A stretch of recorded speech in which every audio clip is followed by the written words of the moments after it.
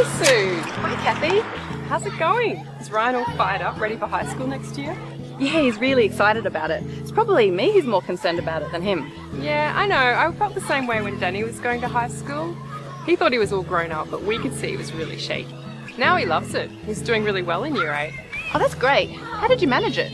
Well, the schools were great. They had some terrific programs in place. They worked with the parents. They gave us tips, listened to our concerns. That's why I'm not even worried about Emma's transition next year. I know she'll be fine. Wow, I wish I had your confidence.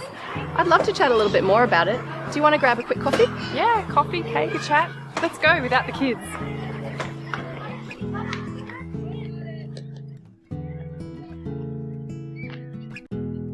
So what are they talking about?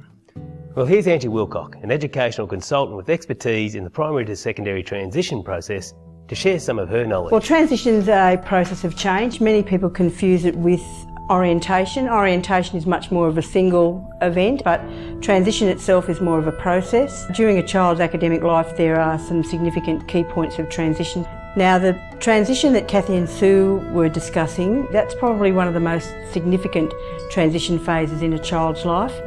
It coincides with a massive period of physical, social, cognitive development, and thrown in the mix is a massive change in academic structure. The more information parents have and the more informed kids are about the changes, there's an increased chance of success because fears are reduced, and these kids are far more likely to be more resilient in coping with the changes associated with the move from primary to secondary school.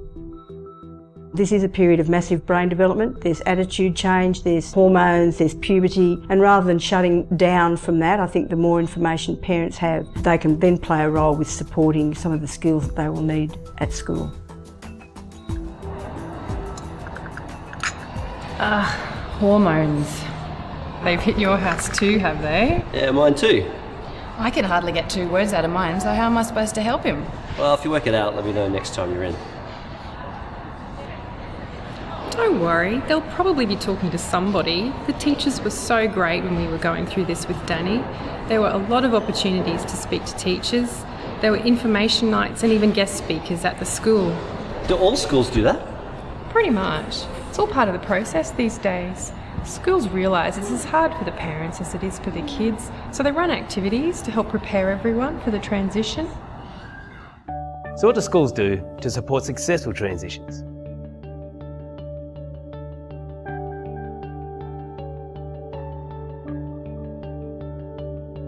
So what about the parents, Angie? Well, communication is the key factor, particularly in the transition from primary to secondary. Communication with the school is really important, but more importantly is parents need to fire up that communication with their kids as well.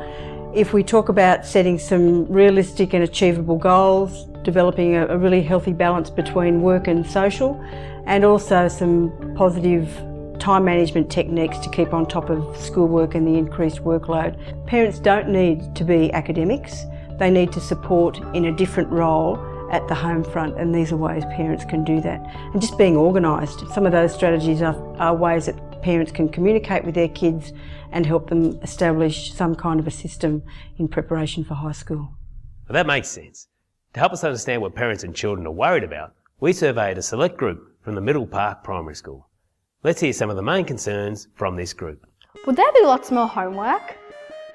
There will be increased homework, but if you're organised and time managed, you'll stay on top of it.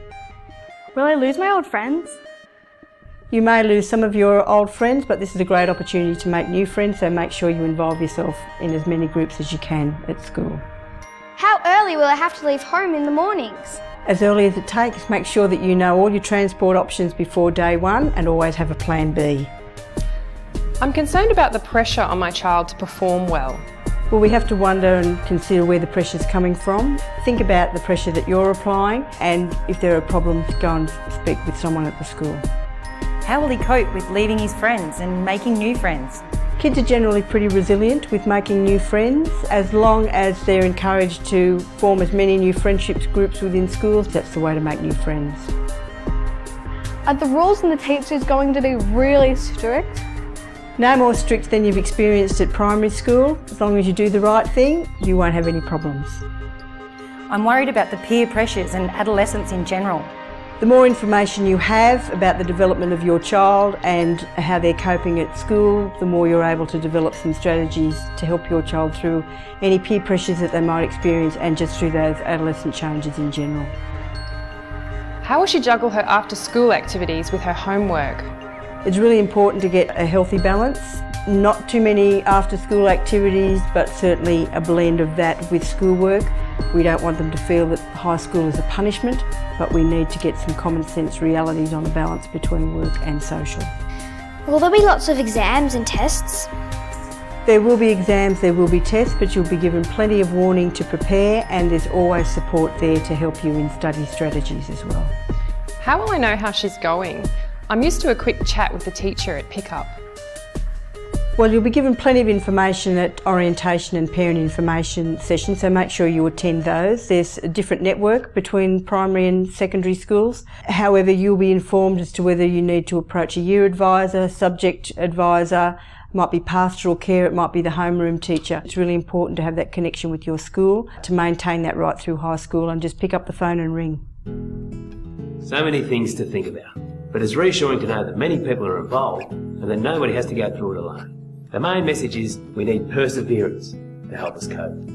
The next step, be informed and fire up for transition.